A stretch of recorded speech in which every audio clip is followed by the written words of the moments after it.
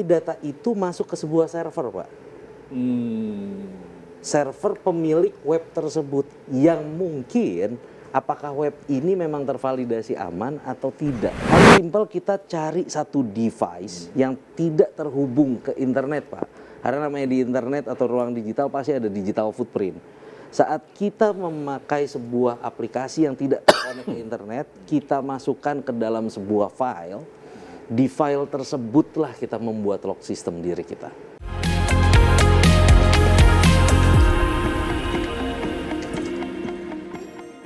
Coba salah satu misalnya Pak, kesalahan dari kita sebagai pengguna sosial media, salah satu kesalahan yang berakibat fatal terhadap keamanan data diri kita apa Pak? Sosial media? Iya, di sosial media. Oke, saya kasih contoh misalkan kalau sosial media, kita kadang suka membuka DM, kita mencet ada link, itu prosesnya adalah phishing Pak. Cuman hal-hal seperti ini kalau kita berbicara dengan kebocoran data, hal yang paling sering terjadi adalah seperti ini. Saat kita mencari sebuah informasi di sebuah website Pak, kita mau mendownload nih, mau mendownload sebuah file dokumen yang memang itu bisa menjadi manfaat oleh kita. Kita klik next maksudnya. Saat next, kita memasukkan sebuah data. Misalkan dia minta nama, email, gitu kan. Cukup nama dan email misalkan. Nomor telepon mungkin jarang ya. Saat memasukkan nama dan email, klik next berikutnya Pak. Payment. Apa yang kebanyakan dilakukan oleh masyarakat?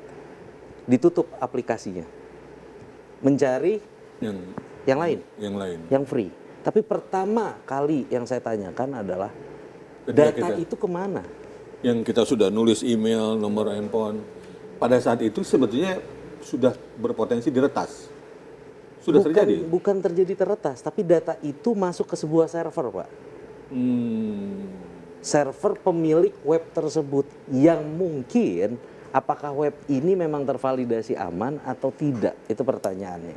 Maka tadi Pak Herdi juga bilang bijaklah untuk apa? Untuk kita melihat informasi itu datangnya dari mana, valid atau tidak website ini sebenarnya aman atau tidak. Sama pun juga dari sisi sosial media, kita nyambung ke sosial media. Saat kita melihat sebuah informasi di sosial media, kita harus benar-benar bisa menyaring, skeptis terhadap diri kita. Dan bijaksana, sudah mulai bijaksana. Apakah memang informasi ini benar atau tidak? Apakah memang informasi ini dari sumber yang terpercaya?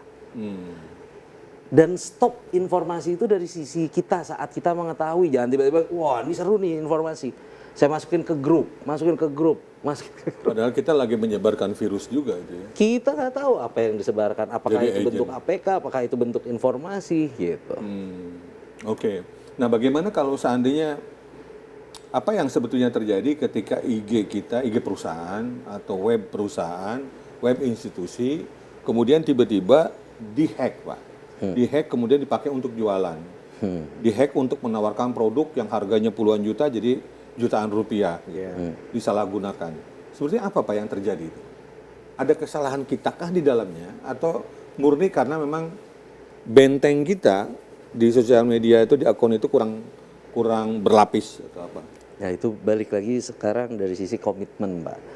Sebuah sosial media sudah menyediakan feature keamanan. Hal yang paling simpel adalah two factor autentikasi atau verifikasi dua media. Ya. Apakah itu mengirimkan OTP ataukah itu mengirimkan WA, SMS atau kode apapun ke arah email. Itu yang pertama. Banyak yang tidak memasang, tapi kita udah memasang Pak. Oke. Apakah passwordnya rutin diganti? Tapi kita susah Pak mikirnya. Jarang gitu ya. Kita passwordnya kebanyakan tiap bulan diganti, akhirnya kita nggak bisa lupa Pak. Ya. Caranya simpel Pak, saya selalu bilang kasih literasi ke teman-teman anak bangsa. Paling simpel kita cari satu device yang tidak terhubung ke internet Pak. Karena namanya di internet atau ruang digital pasti ada digital footprint. Saat kita memakai sebuah aplikasi yang tidak terkonek ke internet, kita masukkan ke dalam sebuah file. Di file tersebutlah kita membuat lock system diri kita. Ataupun lock system dari sisi account yang memang akan kita manage gitu. Oh tanggal sekian, bulan sekian kita ganti passwordnya ini, bulan sekian kita ganti. Yang kita ingat adalah file yang memang si device ini tidak terkonek ke ruang digital gitu. Nah, saat kita sudah rutin nih mengganti password, sudah memasang 2FA, ternyata masih ada potensi, Pak. Teknik serangannya phishing. Phishing itu memancing. Phishing banyak jenis, ada web phishing, ada whale phishing, voice phishing gitu kan. Tapi yang sering terjadi adalah berupa link. Masyarakat bisa mengetahui berupa link saat di kalau memang kita tidak tahu orang ini atau ada link, nggak usah diklik, Pak. Iya. Nah, dan itu dari sisi Ini sosial kayaknya media. perlu sesi khusus nih. Ya, mesti diundang ke Polri Pak Erdi ini. Jadi nggak hanya dari sisi akun sosial medianya, tapi email yang diregistrasi pun harus dilakukan hal yang sama. Itu yang saya bilang komitmen dari sisi manajemen.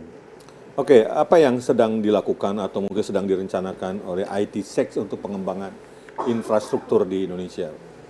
Kita pasti ada tim R&D yang saat ini kita sedang membangun sebuah tools yang memang untuk memperkuat dari sisi variabel bisnis kita gitu kan, dan kita terus fokus dari sisi arah cyber security services yang kita ada, dan yang pasti kita terus meningkatkan literasi keamanan, baik kita menggandeng Polri, kita menggandeng seluruh institusi ataupun seluruh media yang ada.